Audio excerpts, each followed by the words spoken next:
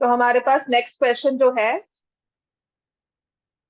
नहीं वो तो मैं करवाती हूँ, पहले ये कर लो। कुछ हुआ उसका कि नहीं, किया था कि नहीं किया था?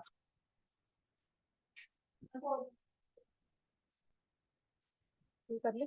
पॉलिनोमियल्स के इस चैप्टर के बाद ना मैं एक बार हीरोन्स करवाऊंगी।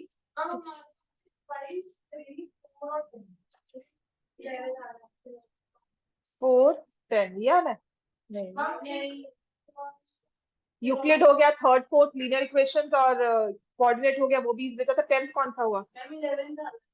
11th कौन सा हुआ? हीरोन्स। 11th हीरोन्स है मेरे पास, पुरानी बुक है ना, नई बुक में चेक करो, दिखाओ कौन सा है आपको। 11th चैप्टर कौन सा होगा?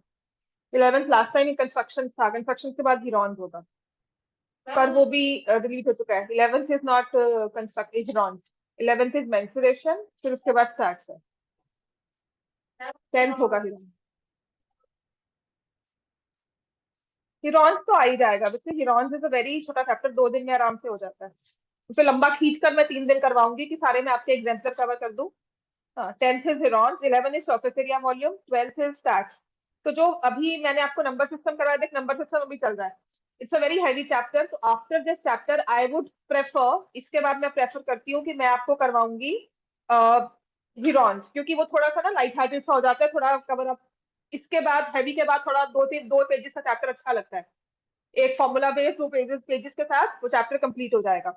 उसके बाद आई विल स्टार्ट, अगर तो as per your school syllabus I will start with polynomials. मैं चाहती हूँ मे टेस्ट से पहले पहले हो जाए, फिर कोऑर्डिनेट एंड लीनियर इक्वेशंस। तो मई एंड तक, सॉरी अप्रैल एंड तक आई वांट पॉलिनोमियल्स हो जाए।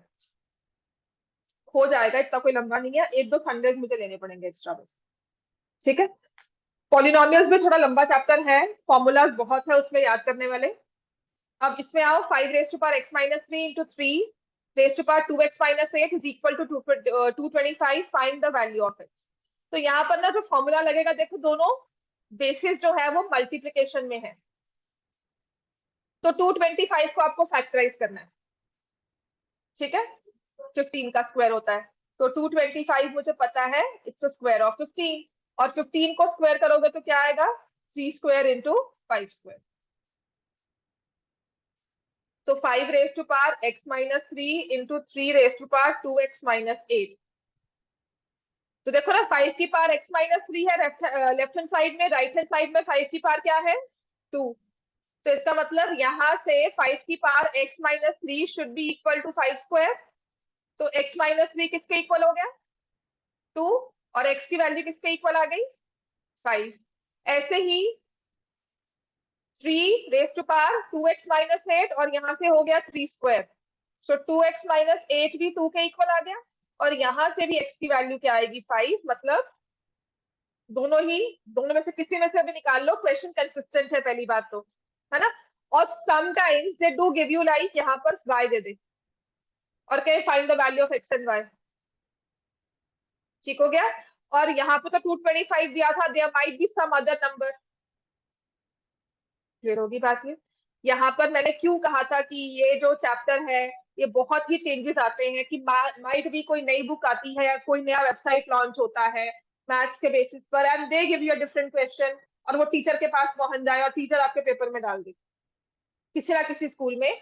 सो ट्राई एंड अंडरस्टैंड मैंने क्या किया है। 5 की पावर मल्टीप्लाइड बाय 3 की पावर वाज इक्वल टू 225। तो मैंने राइट हैंड साइड को फैक्टराइज किया, तो उसमें 5 और 3 ही आए।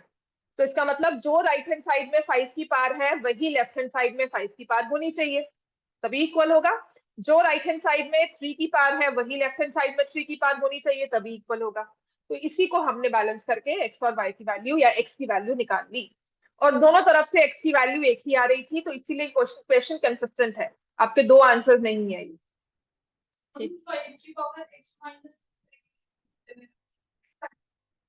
ये तो गिवन है बेटा।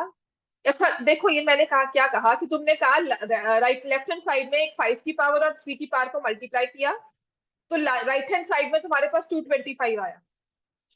225 को तुमने फैक्टराइज किया और कहा 3 स्क्वायर 5 स्क्वायर। ठीक है। अब यहाँ पर एक 5 की पावर मल्टीप्लाई हो रही है, और यहाँ पर मुझे 5 की पावर 2 दिख रही है, तो ऑब्वियसली ये दोनों चीजें आपस में मैच करनी चाहिए। ऐसे ही ये दोनों चीजें आपस में मैच करनी चाहिए। बस समझ में आ गया इतना।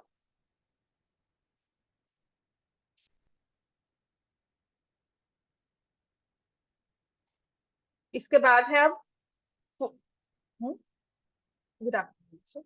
4 raised to power 2x is 1/32। ये वाला क्वेश्चन करवाया था अभी।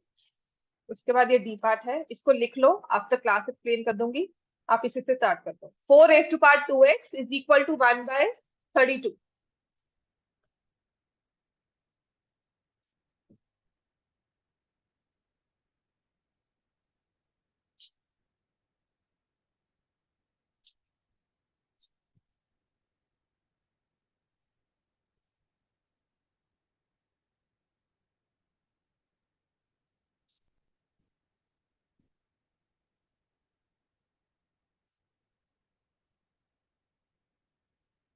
अब यहाँ पे 4 raised to power 2x और यहाँ पे 1/32 है। तो यहाँ पर हम क्या करेंगे, 4 की पावर 2x रखा, तो 32 को आप ऊपर ले जाओगे, और उसके लिए 32 की पावर क्या हो जाएगी, -1। राइट। और 32 भी हमें क्या करना चाहिए, 2 की फैक्टराइज करना चाहिए 32 को। 32 को फैक्टराइज करोगे तो ये बन जाता है 2 raised to power 5। So instead of this 32 raised to power -1, can I write 2 raised to power -5? X equals to -5। अब हमें क्या करना है, यहाँ पर बेसिस को सेम करना है। आई सी 2 over here in the right hand side, तो यहाँ पर 4 को भी मैं क्या बनाऊंगी, 2² whole raise to power 2x is equal to 2 raise to power -5। तो 2 की पावर 4x is equal to 2 raise to power -5। तो x की वैल्यू क्या आ जाएगी, -5/4। क्लियर हो गया। ये क्वेश्चंस में मैंने कुछ क्वेश्चंस यहाँ पे 10-15 क्वेश्चंस, आपके इसमें 10 ही होंगे शायद क्वेश्चंस जो मैंने आपकी हैंडआउट में लिखे हैं, पर ऐसे और भी क्वेश्चंस होंगे। इनमें बेसिक लॉजिक आपका यही वर्क करेगा कि आपको पावर्स को सेम करना है। जैसे ये आ गया 3/5 raise to power 1 - 2x is equal to 4 17/27। नहीं बचा, 4 फ्रैक्शन लिखा हुआ है, 4 and 17/27।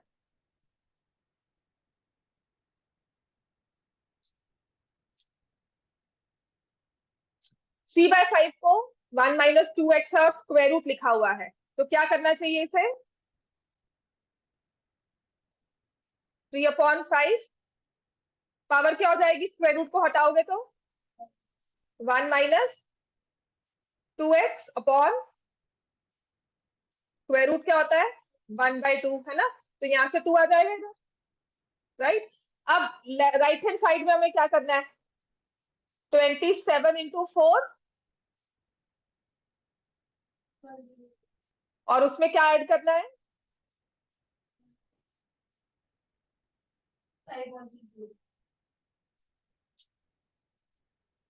क्लियर हो गया ना। अब यहाँ फ्रैक्शन में 3/5 दिख रहा है और यहाँ पे 125/27।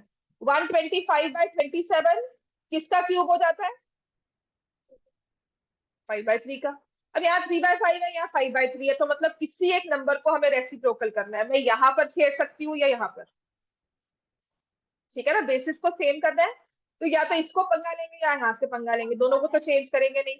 तो मैं क्या करूंगी, 3/5। अब इस वाले को मैं नहीं उठाती, यहाँ पर आई विल राइट 3/5 और यहाँ पर आ जाएगा -3। समझ में आ गया। वाई आई टूक राइट हैंड साइड, बिकॉज एक नंबर है, यहाँ पे एक फ्रैक्शन है। तो मैं 3/5 अगर उसको 5/3 लिखूंगी तो -1 - 2x/2 वो एक फ्रैक्शन के फॉर्म में है, वहां क्यों छेड़ना, यहाँ पे ठीक है। अब basis are same, powers will be equated. 1 - 2x/2 किसके इक्वल आ जाएगा, माइनस, ठीक है। 1 - 2x is equal to -6, 2x is equal to 7। तो x की वैल्यू क्या आ जाएगी, 7/2। हो गया इतना।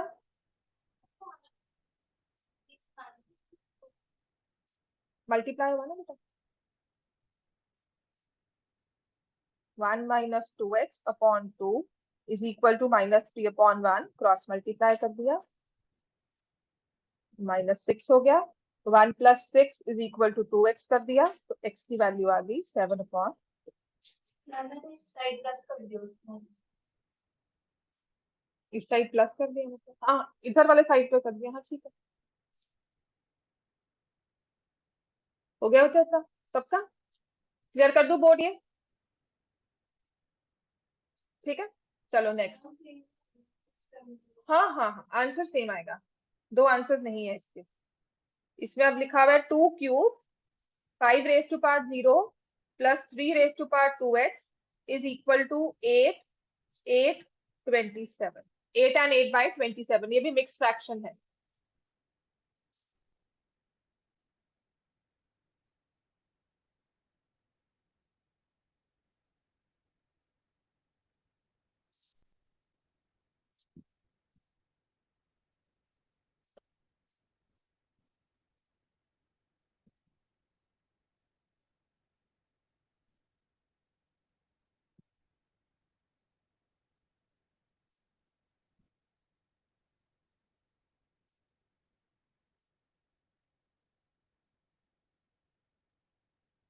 सबसे पहला काम तो हमने किया, मिक्स फ्रैक्शन को एक फ्रैक्शन में लिख लिया। अब ये 8 और ये 224 कैंसिल हो सकते हैं,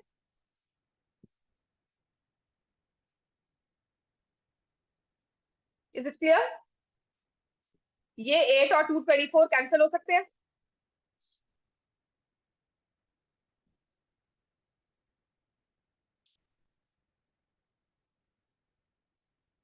ठीक है,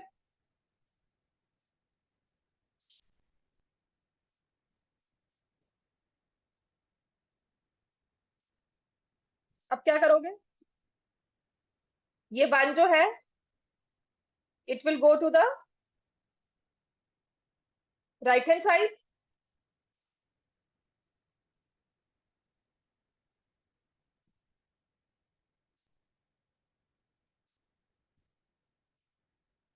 तो 3 raise to power 2x is equal to 1/27 आ गया। और 1/27 को हम क्या लिखेंगे, 3 रेज टू पावर,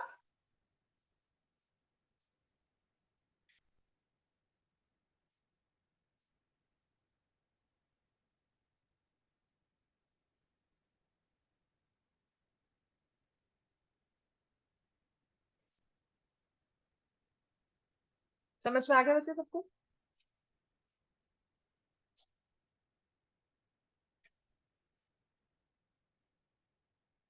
सबको क्लियर है ना? इसके बाद थोड़े क्वेश्चंस एग्जाम्पलर के हैं, वो मैं आपको होमवर्क में ही दूंगी, ठीक है। आपको एग्जाम्पलर के वो क्वेश्चंस, क्योंकि वही सब, ये तो मैंने एक्स्ट्रा प्रैक्टिस करवाई है, पर उसमें से क्वेश्चन हाई चांसेस है कि आएंगे हमारे पेपर में। जैसे कि ये वाला क्वेश्चन है, this was a very interesting one. हो गया बच्चों सबका?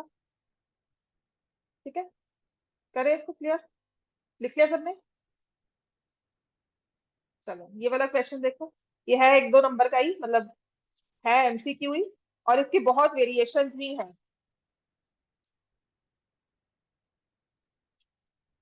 इसकी वैल्यू निकालनी, हाँ। एग्जाम्पलर में अच्छी बात है अगर कर रहे हो, और एग्जाम्पलर बिल्कुल मत छोड़ना, जो मैं करवा रही हूँ ऑफ कोर्स एक्स्ट्रा प्रैक्टिस है, पर एग्जाम्पलर थोड़े बेसिक क्वेश्चन है और वो एज इट इज पेपर में आते हैं। एग्जाम्पलर में ना आपने बिल्कुल भी नहीं छोड़ना है, सिर्फ एक ज्योमेट्री का एग्जाम्पलर होता है जो हम चैप्टर होता है जो हम थोड़ा उसमें से लिमिटेड करते हैं। अदरवाइज आपका अरिथमेटिक अलजेब्रा जो भी होगा वो सारा इसमें से करना ही है, एक एक क्वेश्चन सॉल्व करना है इसमें से, ठीक है। तो इसमें बेसिस आर सेम, पावर्स को क्या करोगे, ऐड, ठीक है। ठीक है, 16/100 या 9/100 won't make any sense for 256। तो जब मैं इनको ऐड करती हूँ, 0.16, 0.09, इनको ऐड किया तो क्या बना ये, 0.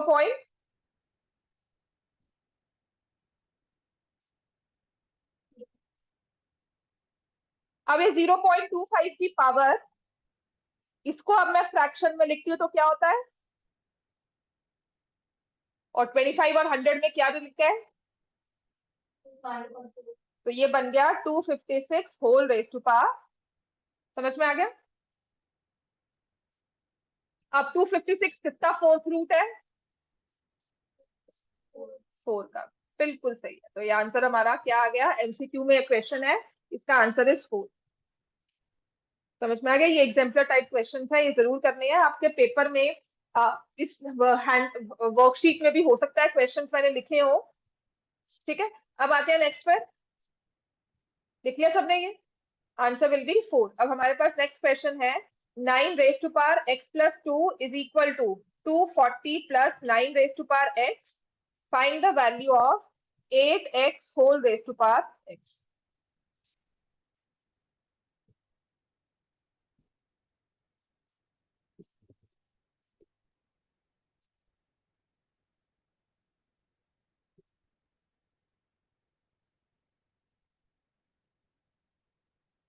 सबसे पहला रूल जो इसमें मुझे लगता है लगाना चाहिए वो क्या है,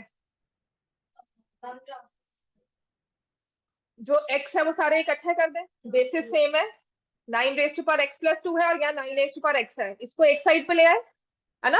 आपकी इक्वेशन यही कहती है ना कि वेरिएबल्स को एक तरफ लेकर आ जाया करो।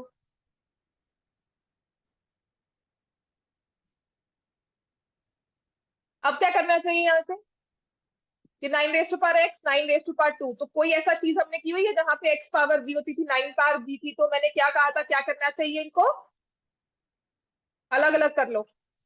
9 raise to power x into 9 raise to power 2 minus 9 raise to power x। ठीक है ना। पुराने सारे क्वेश्चंस, फिर मैं क्या कर सकती हूँ, 9 रेज टू पावर x को क्या कर लिया, कॉमन ले लिया। यहाँ क्या रह गया, 9 स्क्वायर, और यहाँ क्या रह गया, -1 इज इक्वल टू 240। तो 9 raise to power x into 80 is equal to 240।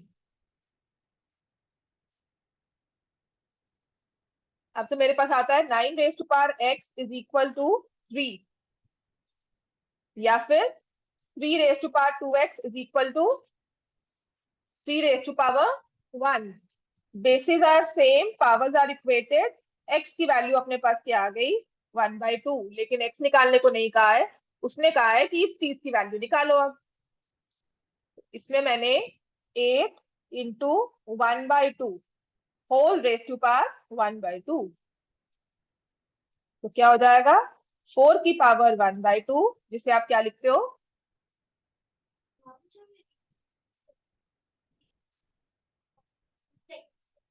ये, इसके बाद ये, देख बच्चे, ये 9x 9 स्क्वायर -1 था, 9 स्क्वायर क्या होता है 81, -1 हुआ 80। अब ये 80 और ये 240 कैंसिल हो जाते हैं, यहाँ 3 हो गया, तो 9 raise to power x equal to 3 आ गया। अब ये बेस 3 है, तो 9 को भी मुझे 3 में लाना चाहिए। 9 is 3 square whole raise to power x, तो ये 3 की पावर 2x हो गया। ठीक है, 4 की पावर 1/2 क्या होता है, 2। 4 का स्क्वायर रूट निकाल रहे हैं, 4 raise to power 1/2 is 2, x की वैल्यू 1/2 आएगी, और आपने इस चीज की वैल्यू निकाली। समझ में आ गया।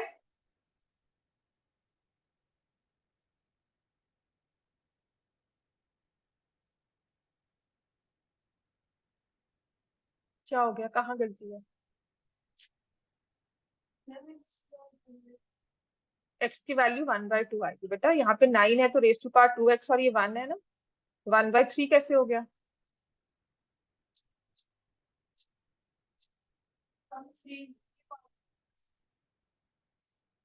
ठीक है ना, 3 की पावर 1। समझ में आ गया बच्चे।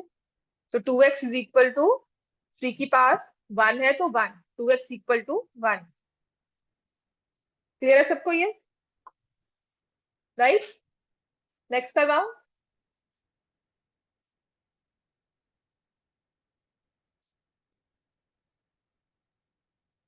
Next is 4 raise to power x -1 into 0.5 whole raised to power 3 minus 2x is equal to 1 by 8 raised to power x.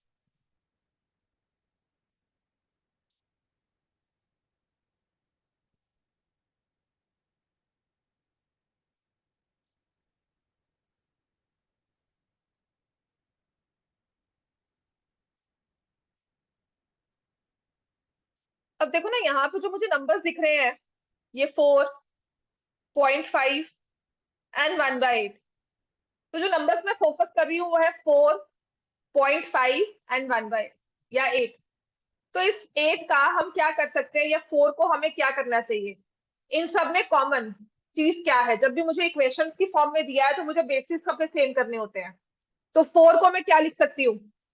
2 का स्क्वायर. तो ये होल रेस टू पावर क्या हो गया? x minus 1. अब 0.5 है, 0.5 का 2 से क्या रिलेशन होगा? 5 अपॉन 100 क्यों? 5 अपॉन 10. 5 अपॉन 10 क्या हो जाता है? 1 by 2. फिर से 2 आ गया ना, तो ये हो गया 1 upon 2 whole raise to power 3 minus 2x. और ये जो 8 है इसको मैं क्या लिख सकती हूँ? 2 का cube whole raise to power x. अब सब जगह मुझे 2 दिखने लगे. ऑफ कोर्स अगर वो डिनोमिनेटर में है तो मैं उसे शिफ्ट कर सकती हूँ टू द न्यूमरेटर. तो याद जाएगा 2 raise to power 2x minus 2 into 2 ऊपर चला गया, 2 की पावर क्या बन जाएगी फिर? कौन बताएगा? ऐसा बताओगे अगर मैंने इस 2 को ऊपर शिफ्ट कर दिया टू द न्यूमरेटर तो ये जो पावर है क्या बन जाती है? हाँ बिल्कुल, वेरी गुड. 2x माइनस 3 हो गया. माइनस 3 प्लस 2x कैसे लिख दिया? हसरत अब आप बताओ मुझे, अगर ये मैं 2 को ऊपर ले जाती हूँ तो इसकी पावर क्या बन जाएगी? अब इन दोनों पावर्स को हमें क्या करना चाहिए? यहाँ पर बेसिस आ रहे हैं multiplication, powers will be added, है ना? मैं आपको फिर से रिपीट करूंगी, इन क्वेश्चंस को मैं इसलिए सॉल्व करवा रही हूँ क्योंकि फर्स्ट टाइम है. But go home, practice them. इसके अलावा जितने मर्जी क्वेश्चंस कर लो, पर इन्हीं को अगर प्रैक्टिस कर लेते हो and study the technique behind them, कुछ नहीं रहेगा. और कि क्या रह गया? और इसके अलावा बहुत कुछ है इस चैप्टर में. आपको इसकी और भी वर्कशीट में दे दूंगी, पर पहले इसी को कर लो. ठीक है? 1 क्वेश्चन 100 टाइम्स या 100 क्वेश्चन 1 टाइम? हमेशा 1 क्वेश्चन 100 टाइम बेटर होता है. 8 क्वेश्चन को 100 टाइम्स करना, उसके बाद आगे बढ़ना. अंडरस्टैंडिंग लेवल ही बहुत अच्छा होता है. और 100 क्वेश्चंस को एक एक बार करोगे, दिमाग में पूरा भरता बनेगा, खिचड़ी बन जाती है. हर एक चीज को नया नया करना, उसकी प्रैक्टिस करना. दैट्स व्हाई से लिमिट करो क्वेश्चंस को. अपनी एनसीईआरटी एग्जाम्पलर और हद से ज्यादा हैंड आउट. अभी 2 महीने इसी पे लगना. इसके बाद ना कोई भी बुक उठाना, फिर देखना क्वेश्चन सॉल्व होते हैं कि नहीं. समझ में आ गया? ये सबसे बड़ी टेक्निक है. इनिशियली हम क्या करते हैं? आरडी शर्मा सॉल्व करना शुरू करते हैं. आरडी शर्मा इनिशियल लेवल के लिए नहीं होता. आपको initial limited number of questions दिखाने होते हैं, उसी को हम प्रैक्टिस करते हैं. ठीक है? इनिशियली फोकस हमेशा few questions, practice on those few questions, उनको रख लो. उसके बाद आगे प्रोसीड करो. क्लियर हो गया इतना? क्वेश्चन इस तरह से सॉल्व हो जाए कि आपको आंसर रट जाए उनका, कि अच्छा ये तो ये वाला क्वेश्चन वहां किया था, ये इसका ये आंसर है. उसके बाद आप समझो किसी भी बुक को करने के लिए तैयार हो. अब मेरे पास है ये क्वेश्चन, ये तो बहुत इजी है. 2 raise to power 3x minus 7 is equal to 256.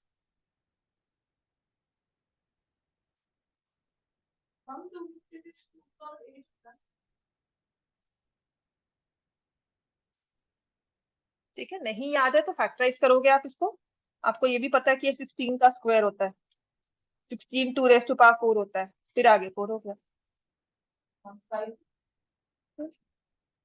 समझ में आ गया बच्चे सबको? ये आयशा समझ में आ गया?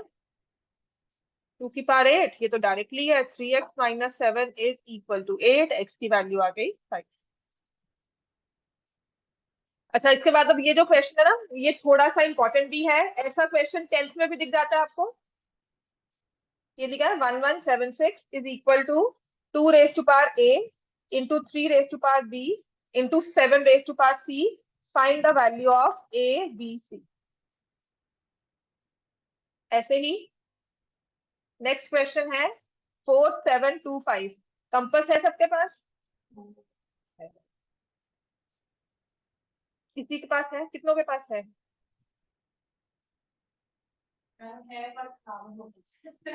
मुझे था पता, नंबर लाइन आज करवा देती हूँ। इसके बाद मैंने करवाना है कुछ जो क्वेश्चन जितने दिए थे वैसे वाले। हम्म, वो भी एक या दो क्वेश्चन दिख जाते हैं, और तुम्हारे वाला भी करवा दूंगी।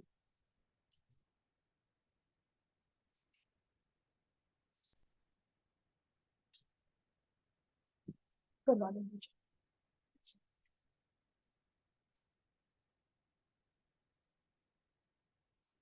अब आपको क्या करना है यहाँ पर? ये जो आपको दिख रही है नंबर 1176, इसको फैक्टराइज करके लिखा हुआ है 237। तो मुझे करना क्या चाहिए? 1176 को 2 की पावर a, 3 की पावर b, 7 की पावर c।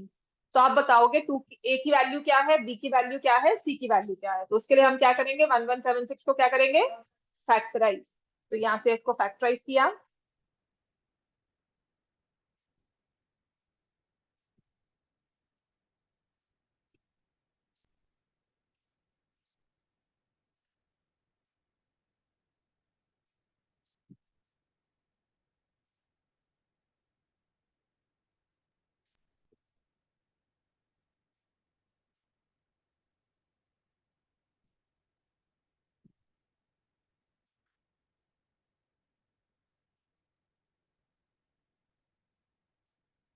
1 मार्क का आता है अगर एमसीक्यू हो। और होता भी पता क्या है, एबीसी का है ना, वो लिखेंगे what is the value of B raise to power A whole raise to power C, कुछ ऐसा दे देते हैं। तो आपको सिर्फ एबीसी की वैल्यू निकालनी है, या फिर what is A plus B minus C. समझ में आ गया? और ठीक है, और पता कंफ्यूजिंग और क्या देते हैं, थोड़ा सा और क्या कर देंगे आपको, ये सीरीज में लिखा हुआ ना एबीसी, यहाँ पे ए, यहाँ पे सी और यहाँ पे बी कर दिया। राइट, पहले ए की वैल्यू 3, बी की वैल्यू 1, सी की वैल्यू 2, तो हमें पता डायरेक्टली हमारे पास बहुत इजी है फिगर आउट करना। वो एबीसी को जंबल अप कर देते हैं, या फिर पी क्यू आर ले देते हैं, जिससे जंबल अप थोड़ा सा आपको कंफ्यूजन हो माइंड में, दैट यू स्टे अलर्ट है। और फिर करेंगे ए प्लस सी कर दिया, ए प्लस बी नहीं किया, ए माइनस सी प्लस बी कर दिया। तो ये 10th में भी आ जाता है क्वेश्चन। तो वेरिएशंस बहुत है, and there are questions like this, A plus B upon into B plus C upon A plus C, इसकी वैल्यू निकालो।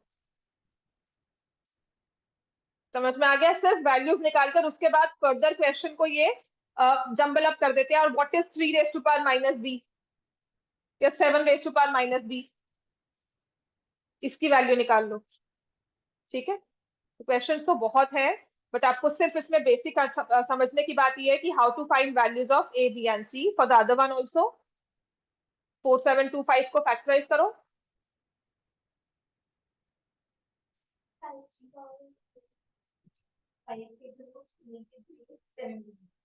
7 की 1। तुम 5 की पावर 2 के बाद बिल्कुल चुप कर गए, क्यों नहीं बोला आगे? गलत ही होगा ना, फिर क्या हो गया, है ना? गलत होने का क्या है, यहाँ पे कौन सा मैंने नंबर काटने हैं कोई गलत हो गया तो। पर बोलोगे कॉन्फिडेंस आएगा। ठीक है, सो ए की वैल्यू इज 3, बी की value is 2, c is equal to 1।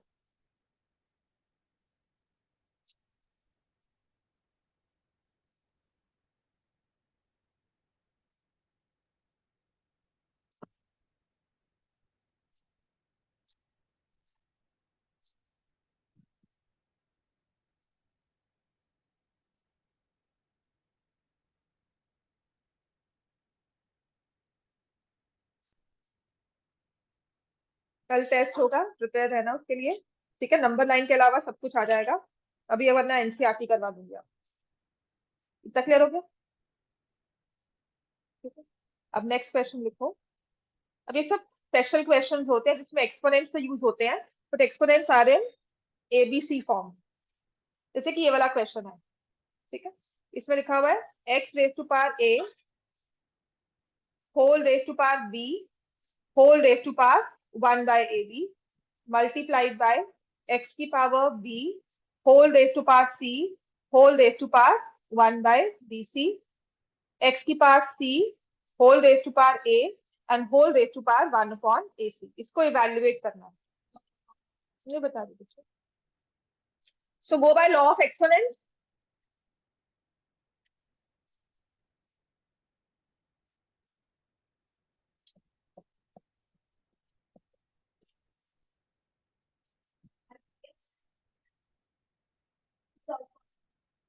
हाँ तो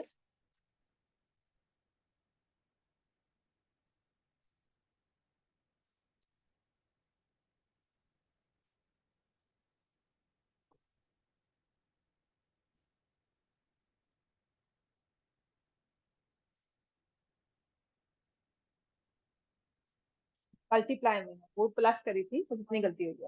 हाँ, पर प्लस करने में और मल्टीप्लाई करने में ही पूरा क्वेश्चन गलत हो जाता है। ठीक है, तो यहाँ पे आपने सभी पावर्स को मल्टीप्लाई कर दिया, एक्स की power a into b into 1/ab। ऐसे यहाँ पर x की power b into c into 1/bc। ऐसे ही x की power c into a into 1/ac। So you realise ये सारा कुछ कैंसिल हो जाता है हमारे पास।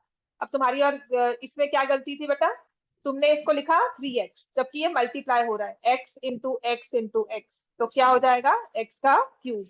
एमसीक्यू में आएगा, तुम 3x मार्क करोगी या ढूंढोगी 3x कहाँ पर है ना, तो वही गलती हो जाती है। ठीक है बेटा, राइट। अब एक ऐसा क्वेश्चन है, cube root of a raise to power 6 b raise to power -4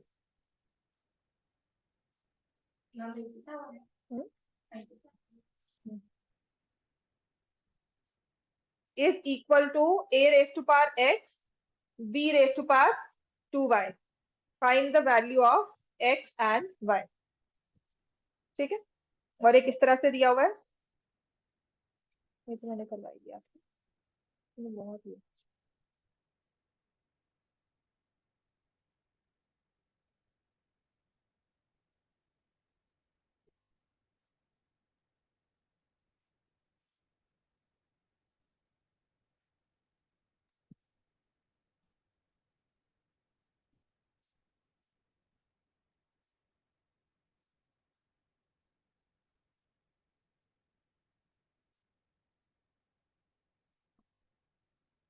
यहाँ पर अगर इसको सॉल्व करते तो क्या हो जाएगा, एक ही वैल्यू, क्या एक ही पावर क्या हो जाएगी,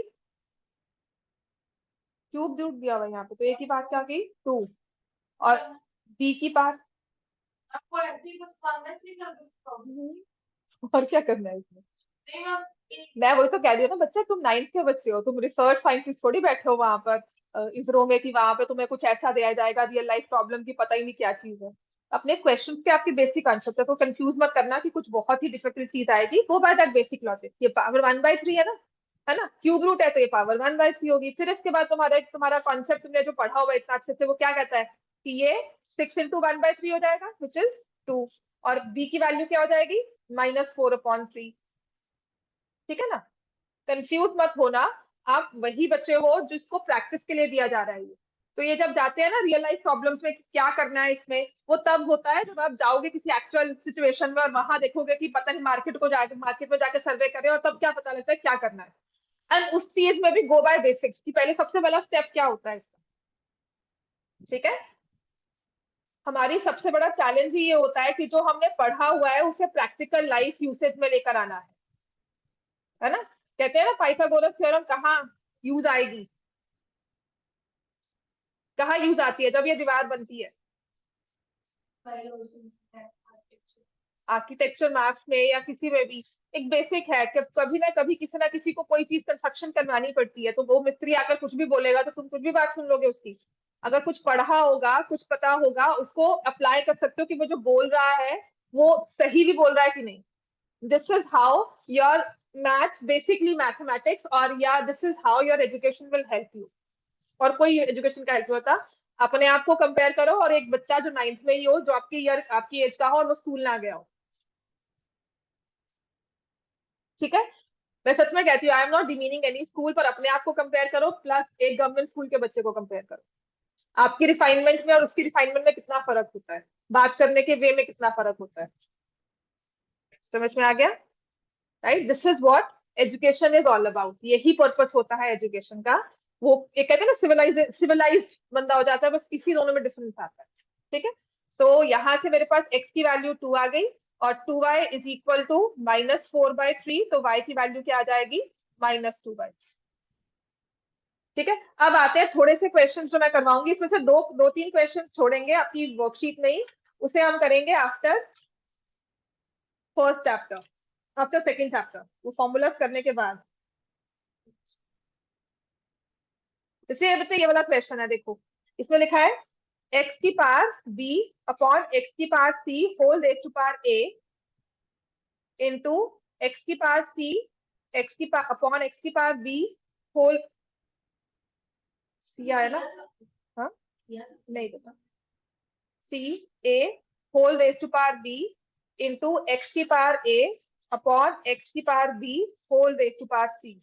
इसको इवेल्युएट करना है। ये आज के क्वेश्चंस नहीं है, सच में कह रही हूँ, ये सदियों से चलने वाले क्वेश्चंस हैं। ये कॉम्पिटिशन्स में होते हैं, ओलंपियाड्स में होते हैं, एनटीएससी में क्वेश्चंस होते हैं। ये सिर्फ इसका डरावनी चीज तो क्या है, क्योंकि एबीसी दिया हुआ है। एबीसी में मत जाओ, गो बाय योर बेसिक एक्सपोनेंट्स के रूल। ऐसी अगर पावर दी हो ए, तो हमारा पहला काम क्या होता है, पहली स्टेप जो आपको लगता है क्या करना चाहिए, इस पावर को मैं नीचे ले जाऊंगी, मल्टीप्लाई कर दूंगी, तो एक्स की पावर ए बी, और यहाँ पर क्या आ गया, एक्स की पावर ए सी। यहाँ पर क्या लिखोगे, एक्स की पावर सी बी, और नीचे क्या हो जाएगा, एक्स की पावर, अब इस वाली टर्म में बीसी। अब देखो ये जो पावर एसी है, यहाँ पर भी पावर एसी दिख रही है, यहाँ पर A B and C B and C, तो दिस प्रोडक्ट इज 1। डरावनी चीज सिर्फ इसकी शक्ल है। ठीक है। इस क्वेश्चन में भयानक क्या है, वो एबीसी दिया हुआ, और कुछ भयानक नहीं। क्लियर हो गया। ऐसे ही नेक्स्ट लिखो,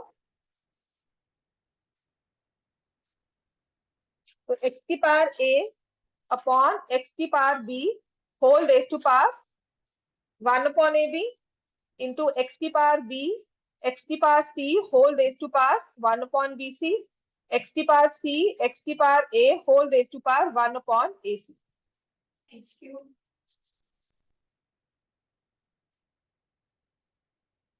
तुक्के नहीं मार। ठीक है।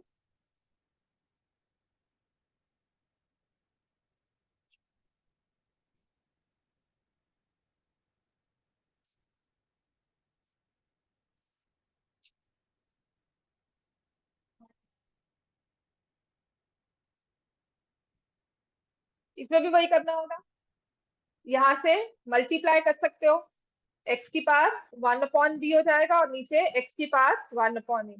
यहाँ पर सॉल्व किया, एक्स की पावर 1 अपॉन सी एक्स की पावर 1 अपॉन बी, और ये आ जाएगा एक्स की पावर 1 अपॉन ए एक्स की power 1 upon C. So you'll see the numerator and denominator will have the same numbers. Ultimately answer 1 होगा। ठीक है। तो हम लोग को ना कहा जाता था कि पहला जो हमारा इंस्टिंक्ट होता है ना, अगर एमसीक्यूज कर रहे हैं, अगर कॉम्पिटिशन पर जा रहे हैं, और वो भी स्पीड टेस्ट होता है, स्पीड टेस्ट मतलब 200 क्वेश्चंस इन 120 मिनट्स, कि सोचने का टाइम नहीं है, बस सॉल्व करते रहो, फॉर्मूला रटे हो, कैलकुलेशन स्पीड टिप्स पे हो, आंसर्स क्वेश्चन देखा, आधा क्वेश्चन देखा, आंसर मार दिया। तो ऐसा क्वेश्चन अगर आपको दिखेगा, मैक्सिमम नंबर ऑफ टाइम्स उनका 0 या 1 होता है। ठीक है। तो मतलब इंस्टिंक्ट है कि अगर रनिंग लेट और कुछ नहीं करने का, तो उसको 0 या 1 में कुछ एक ऑप्शन मार्क कर लो, चांसेस है सही हो जाएगा। बट यहाँ पर विद प्रैक्टिस ये क्लियर हो जाता है कि इसका आंसर 1 ही आएगा। ठीक है। नेक्स्ट लिखो, अब ये वाला क्वेश्चन है, x raise to power A upon x raise to power B whole raise to power a plus b. उस टाइम पर तो इन क्वेश्चंस की इतनी प्रैक्टिस करवा देते हैं कि याद हो जाता है कि इसका आंसर ये होगा, पर फिर भी it all depends on speed. जो बैंक्स के पेपर होते हैं, या फिर जो आपके किसी भी फर्दर एग्जाम्स के पेपर होते हैं ना, उसमें स्पीड मैटर करती है। सम टेस्ट अदर, बैंक के बेसिकली वहां पर स्पीड बहुत मैटर करती है। तो अब इसमें क्या करना चाहिए हमें, ये x raise to power a x raise to power b है, तो क्या मैं इसको x raise to power a minus b लिख सकती हूँ, whole raise to power a plus b. किसी भी और वे से करोगे तब भी आंसर सेम आएगा, पर ये थोड़ा ओरली विजुलाइज करना आसान हो जाता है। Now I see these two terms a minus b a plus b. Ayesha बताएगी क्या होता है ये, a square minus b square, है ना। तो यहां से बन गया a square minus b square. इसके बाद x raise to power b square minus c square, x raise to power c square minus a square. अब पावर डी, इसके बाद ऑल बेसिस एक्स के हैं, पावर्स विल बी मल्टीप्लाई में है, basis x added, powers को added करो ना। तुमने तो कहा था ना, ऐसे पावर्स को ऐड कर दिया था मैंने। B square minus c square minus a square, सब कैंसल। एक्स की वैल्यू क्या आ गई, एक्स की पावर क्या आ गई, 0।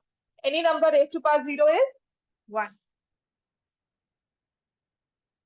समझ में आ गया। आप इसको मल्टीप्लाई भी कर सकते थे, बट मुझे ये बेटर लगा, क्योंकि यहाँ से क्या होगा, ए स्क्वायर माइनस बी स्क्वायर, मेरा ये स्टेप मुझे ओरली दिमाग में आ जाता है, मतलब ये ओरल आंसर हो जाता है हमारा।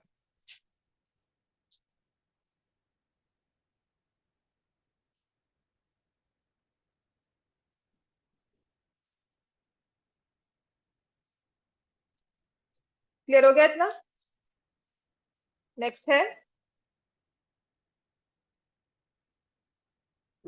थोड़ा सा इस लेवल पे चलते हैं, देखो उसमें क्या लिखा हुआ है।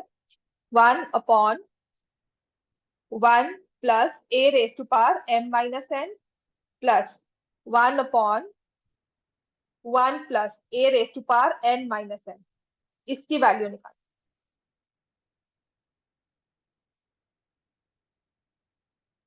ऐसे वाले क्वेश्चंस में क्या होता है, इनके डिनोमिनेटर्स को सेम करना होता है। ठीक है, तो यहाँ पे m माइनस n है, यहाँ पे n माइनस m है। मुझे क्या करना चाहिए m माइनस n को, रेसिप्रोकल। बट ये माइनस कैसे आया पावर्स में, पावर्स में माइनस है, तो इसका मतलब इससे पहले वाला स्टेप क्या होगा, A raise to power m whole raise to power n, ऐसा होगा। ठीक है ना, पावर सब्ट्रैक्शन सब्ट्रैक्शन में है। सो ऐसे ही नेक्स्ट वाले में क्या हो जाएगा, 1/1 plus A raise to power n, A raise to power m। अब डिनोमिनेटर्स का एलसीएम ले लो, take the LCM of denominators. क्या हो जाएगा एलसीएम यहाँ पर, A raise to power n, और यहाँ पर क्या बन गया, A raise to power n, A raise to power m। बात क्लियर हुई, दिया क्लियर है ये। यहाँ पर भी लिया A raise to power m, A raise to power m plus A raise to power n। ये 1 है, डिनोमिनेटर में फ्रैक्शन है, तो डिनोमिनेटर का डिनोमिनेटर कहा जाएगा, न्यूमरेटर में। ठीक है, तो अब ये फ्रैक्शन कुछ ऐसे बन गई, A N upon A N plus A raise to power M, और यहां पर हो जाएगा A raise to power M upon A raise to power N plus A raise to power M. अब समझ में आ गया, कौन से वाला कैसे आया। देख, पहले मेरे पास ये माइनस वाली पार्ट, तो इस क्वेश्चन को सॉल्व करने का वे क्या होता है, कि जो ये वाली टर्म है, मैंने इसे विजुअलाइज किया कि ये भी इस तरह से एग्जिस्ट करती होगी। ठीक है, अब इसके बाद इस टर्म का जो कि है डिनोमिनेटर में, मैंने एलसीएम ले लिया, तो ये A raise to power N यहाँ चला गया, A raise to power M आ गया upon A raise to power N, यहाँ पर A raise to power N, A raise to power N, और यहाँ पर A raise to power N.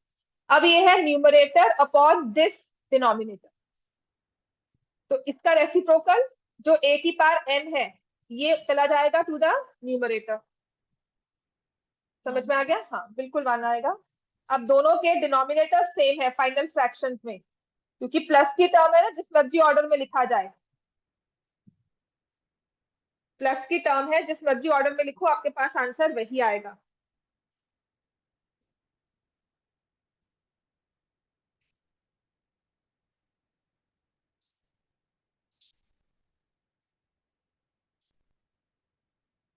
Clear हो गया इतना।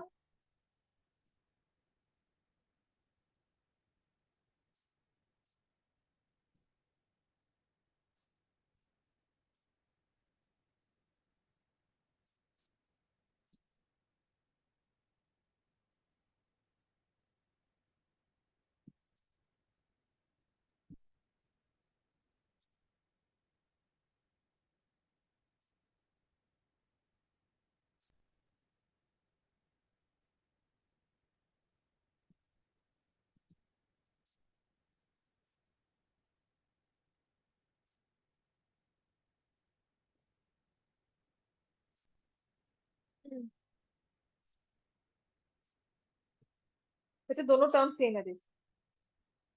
हाँ, तो दोनों का एलसीएम बस वही होगा। एक में देख, अगर एलसीएम 2 into 3 लिखा हुआ है, दूसरे में एलसीएम 3 into 2 लिखा हुआ है, तो बात तो सेम ही है ना। अच्छा, एक में एलसीएम 2+3 लिखा हुआ है, दूसरे में 3+2 लिखा हुआ है। सम तो 5 ही बनाना।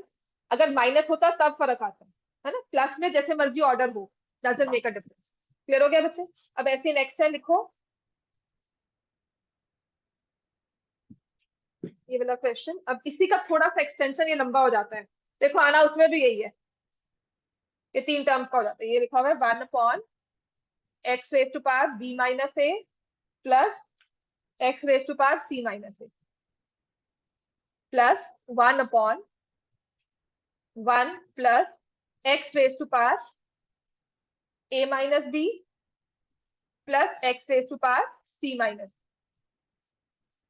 1/1 प्लस x⁴a−c प्लस x⁴b।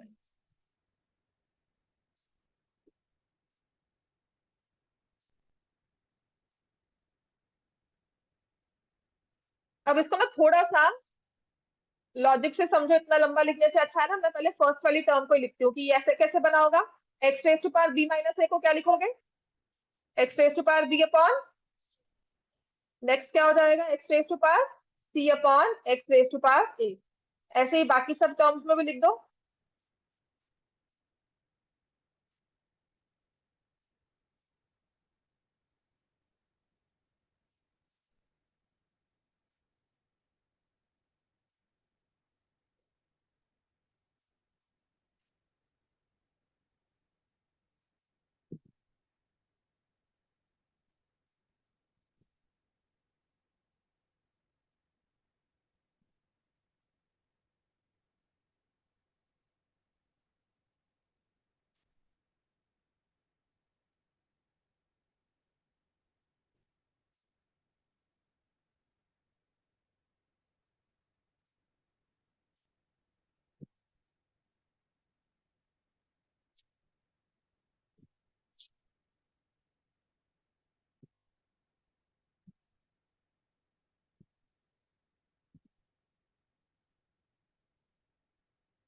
पहले लोगे एलसीएम इन द डिनोमिनेटर, और उसके बाद हम लेंगे एलसीएम इन द, फिर लेंगे फाइनल फ्रैक्शंस का।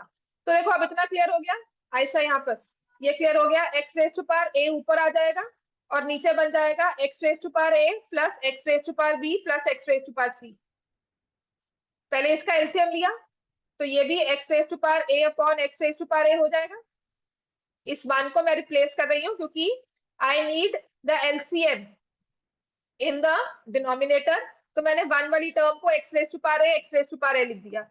ऐसे ही सेकंड वाली में भी क्या लिखा, x⁴b अपॉन x⁴b। और थर्ड वाले में भी क्या लिख दिया इसको, x⁴c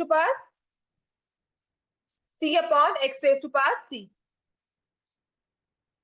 तो ये बन जाता है x⁴b upon x⁴b x⁴a plus x⁴c.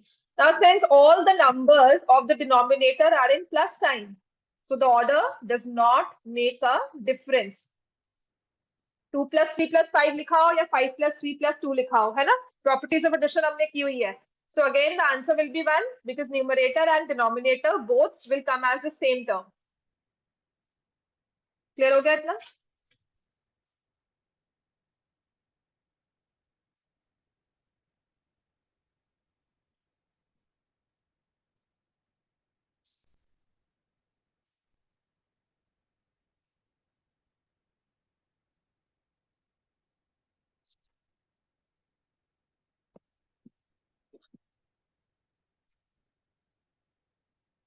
Next लिखो। कर लो। जैसे एक या दो क्वेश्चन और करवाऊंगी, बस तुमने दिया था वो करवा देती हूँ। और एक और क्वेश्चन है, बाई चांस अगर वो पेपर में आ गया तो, मतलब आपके असाइनमेंट्स में कहीं आ गया तो हो गया। नहीं, एनसीईआरटी में नहीं है, स्कूल में वैसे ये पता नहीं आना चाहिए कि नहीं आया, बस स्कूल वाले टीचर्स दे देते हैं। पक्का नहीं कह सकती, होगा तो एक क्वेश्चन होगा, किसी भी स्कूल में आ सकता है। मैंने कहा ना, कभी किसी टीचर को होता है ना आज कुछ तूफानी करते हैं, वो वाली बात है।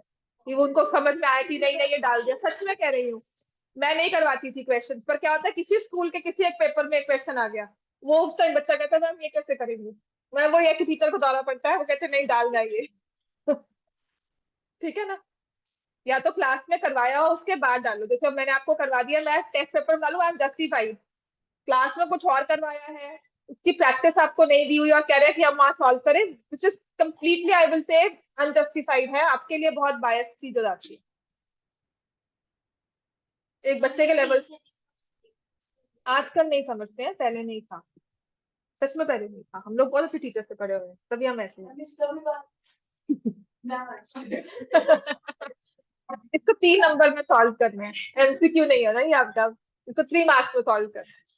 तो इसके पीछे का लॉजिक क्या था, देख इसकी ना, मैं हमेशा क्या करती थी, आई टू रिमेम्बर माय क्वेश्चंस जिनमें ना एक सेट मेथड है, उसको एक लॉजिक में मैं या एक स्टोरी फॉर्म में याद करती थी। तो ये क्वेश्चन मुझे पता है कि जो बी है इट विल बी 1/b, सी की पावर -1 है, of course I write it as 1/c, और ए को मैं 1/a लिखूं। इसके बाद क्या करना है, रट्टा भी मारा हुआ था इसकी पूरी टेक्निक को, तो किस तरह से मारा था, बिकॉज जब इसने मुझे क्वेश्चन करवाया ना, मैं ऑलमोस्ट भूल चुकी थी, पावनी ने जब क्वेश्चन दिया था ना यही दिया था, मैं ऑलमोस्ट भूल चुकी थी कैसे करना है इसको, राइट। बट देन वो स्टोरी याद आ गई कि इसको कैसे करते हैं, ये एक इनहेरेंट लॉजिक होता है इनका कि इसके डिनोमिनेटर्स को सेम करना है। 3 फ्रैक्शंस हैं, तीनों फ्रैक्शंस को ऐड करना है, तो इसके डिनोमिनेटर्स को सेम करना है। तो उसके लिए मैं क्या करती हूँ, ठीक है, मुझे ए बी सी इज 1 दिया हुआ है, तो मैं यहां से जो ये 1/, या मैं क्या कोशिश करती हूँ कि अगर मैंने मान लो 1/b लिखा है, तो वो इक्वल टू AC हो जाएगा। इस 1/b को मैं AC के साथ रिप्लेस कर सकती हूँ, क्योंकि मुझे दिया हुआ है ABC तीनों का प्रोडक्ट 1 है। तो मैंने फर्स्ट वाली फ्रैक्शन को लिखा 1/a प्लस AC। अब मैं करूंगी कोशिश ये कि मेरी हर एक फ्रैक्शन में 1a और AC आए, ठीक है। तो मुझे b नहीं चाहिए, b को मैंने रिप्लेस कर दिया 1/AC।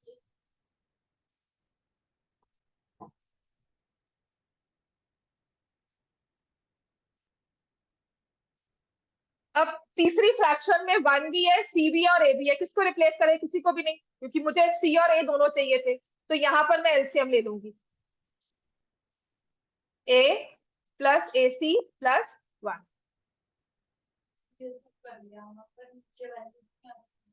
तब आ जाएंगे। अब इसमें भी एलसीएम ले लो बेटा, अभी इतना, ठीक है, ये हो गया, इतना हो गया। अब वैल्यू सेम कैसे आएगी, सबके डिनोमिनेटर्स को सेम करना है, तो 1/1 प्लस A प्लस AC, यहाँ पर आपने एलसीएम लिया, 1 तो है ही है, नीचे AC एलसीएम हो गया, तो ये टर्म AC आ गई, यहाँ पर 1 आ गया और यहाँ पर A आ गया।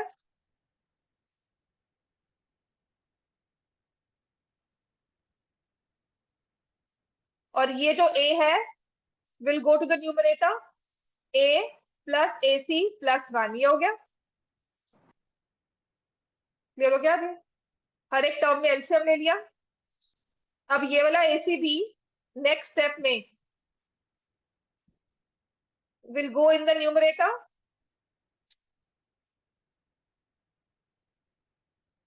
अब तीनों को ऐड कर सकते हैं, तीनों के denominators because they are in plus, दो नंबर ऑफ टर्म, तो जो टर्म्स का ऑर्डर है will not matter, 1A AC AC 1A A AC and 1, तो ऊपर भी आ जाएगा 1 प्लस AC प्लस A, और नीचे वाली टर्म में भी 1 प्लस A प्लस AC ही है, दोनों को कैंसिल किया, आंसर इज 1।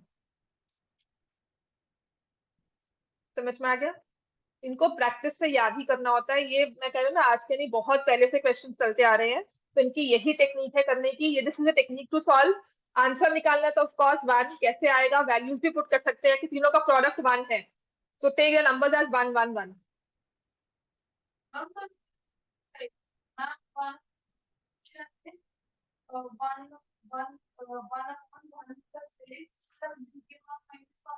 तो 1/b हो गया ना बेटा, b की power -1, ABC is equal to 1 है, तो AC को यहाँ रखा 1/b, ठीक है। अब एक लास्ट क्वेश्चन है जो मैं करवाऊंगी आपको क्लास में, वो इसलिए क्योंकि आई थिंक किसी स्कूल के, आई थिंक केजेम की वर्कशीट में लास्ट ईयर था, और उन्होंने कहा था, नहीं वो था कि पेपर में आ सकता है। ये लिखो, 2 raised to power x is equal to 3 raised to power y is equal to 6 raised to power z, find, या इसको प्रूव करना होता है, prove that 1 plus z is equal to 1 plus y plus 1 plus x. 1 by z is equal to 1 by y plus 1 by x. तो मतलब क्या करना होता है इसमें? कुछ नहीं, इसमें ना ये 3 नंबर्स इक्वल दिए हैं, इसको इक्वल टू के ले लो, ठीक है। 2 रेज टू पावर एक्स के इक्वल है कि ये जो 2 की पावर्स हैं, कोई पावर पे 2 की किसी पावर, 3 की कोई पावर और 6 की कोई पावर एक इक्वल हो जाती है, तो किसी एक नंबर के इक्वल हुआ। लेट दैट नंबर मान लो 100 है, 200 है, मुझे नहीं पता वो नंबर क्या है, लेट दैट नंबर बी के, ठीक है। तो मैं कह रही हूँ कि 2 की power x is equal to k, 3 की power y is equal to k, and 6 की power z is equal to k, right. अगर 2 की पावर x है तो 2 इज इक्वल टू के raise to power 1 by x, ठीक है ना। 3 की पावर y है तो 3 इज इक्वल टू के raise to power 1 by y, और 6 की पावर z है तो 6 इज इक्वल टू के raise to power 1 by z।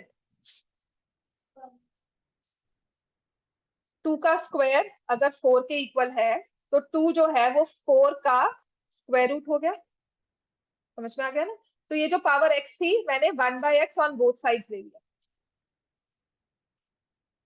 Clear हो गया। मेरा my motive behind this is to make the basis same. ये तो एग्जांपल है बच्ची, समझाया नंबर, समझ में आ गया। अब इस 6 को फैक्टराइज कर सकते हो। 2 की वैल्यू आपने क्या लिखी हुई है, K raise to power 1 by X. 3 की वैल्यू क्या लिखी है, K raise to power 1 by Y, और K raise to power 1 by Z के इक्वल है। अब ये हो गया ना, सभी basis are same, powers will be added multiplication में, K raise to power 1 by X plus 1 by Y is equal to के raise to power 1 by Z. Basis are same, powers will be equated.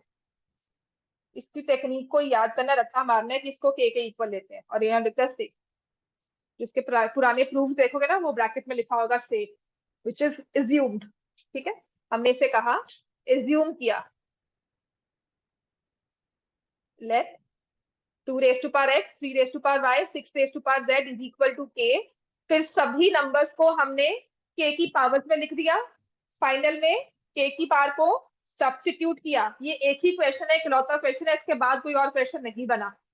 अभी भी books में देखोगे तो आपको यही दिखेगा, right. This is the only technique for this question. इसको रट्टा मार लेना, प्रैक्टिस के साथ ही आएगा, और ये अगर आएगा तो ऐसे ही आएगा, इसमें कोई वेरिएशन नहीं होगी। हद से हद क्या कर सकते हैं, 3, 5 और 15 दे दें, समझ में आ गया। यहाँ 3 लिख दे, या 5 लिख दे, या 15 लिख दे, बस, और कुछ नहीं चेंज होगा, पर वो भी नहीं हुआ है, ठीक है।